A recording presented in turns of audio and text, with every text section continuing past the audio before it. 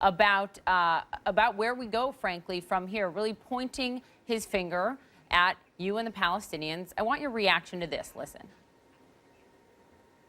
Every time they were offered, they said no. And the reason is simple, because the conflict is not about the creation of a Palestinian state. It's about the existence of a Jewish state.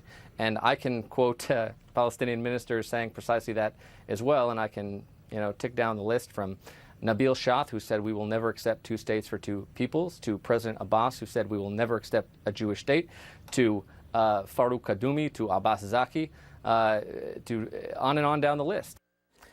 Your response to that, what is the Palestinian commitment to a two-state solution at this point in time? I think instead of dealing with circumlocution and attempts at deception, let's look at the facts. We have recognized the State of Israel in 1993. But not as a Jewish state, Doctor. Not as a Jewish state, and you know that is conditional. The Netanyahu government is saying that is part of the condition. We've already answered that. Now,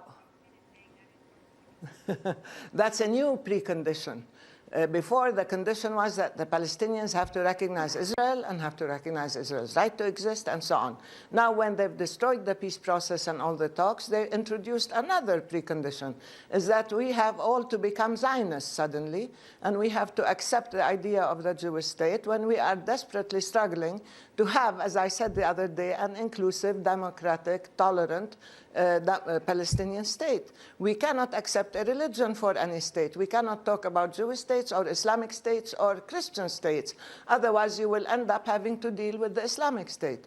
We personally believe that there is no license to discriminate against any group, any ethnicity, any religion, or to give them any additional value because of their ethnicity and religion.